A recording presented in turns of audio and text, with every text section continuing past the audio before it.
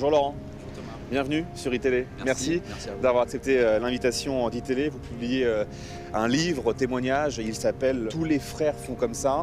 Votre histoire, Laurent, qui a basculé alors que vous aviez 6 ans, tout débute en fait un matin d'été. Est-ce que vous diriez là que votre vie a quelque part basculé?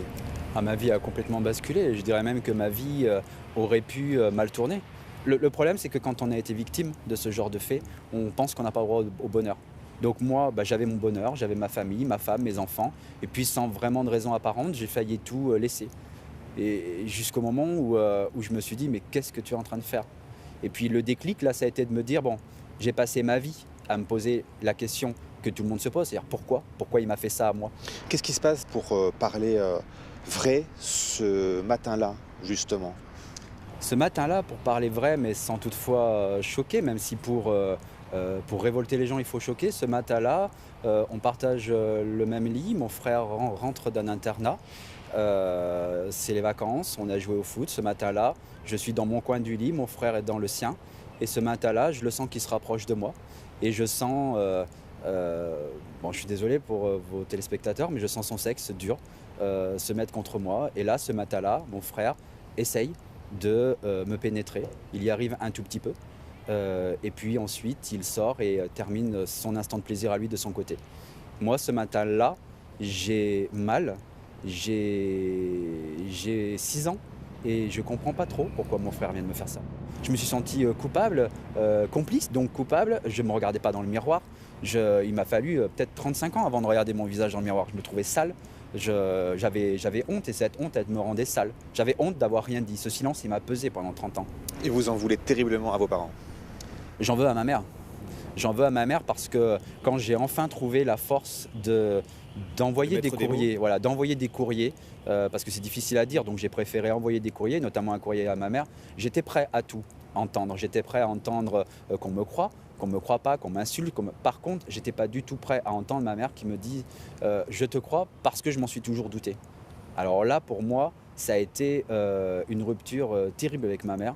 Et j'en ai même pratiquement plus voulu à ma mère qu'à mon frère.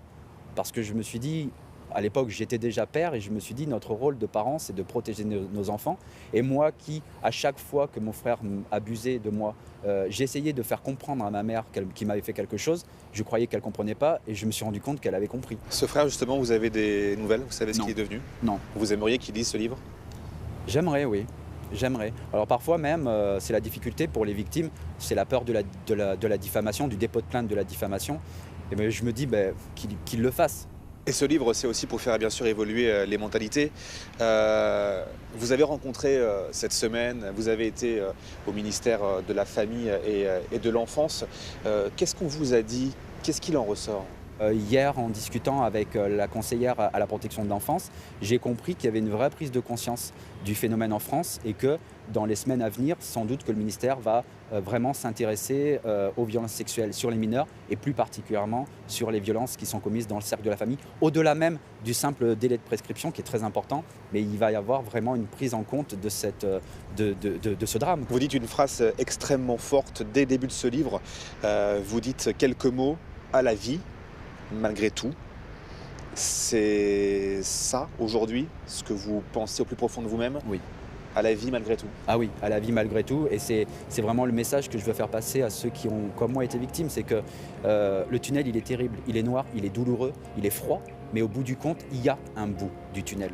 Et que ça en vaut la peine. Parce que moi, aujourd'hui, j'ai vraiment pas peur de le dire. Je suis heureux. Je pensais jamais pouvoir dire ça. Mais aujourd'hui, j'ai pas peur de le dire. Je suis heureux. Donc oui, à la vie malgré tout, parce que qui plus est, il faut toujours essayer de comprendre pourquoi les choses nous arrivent.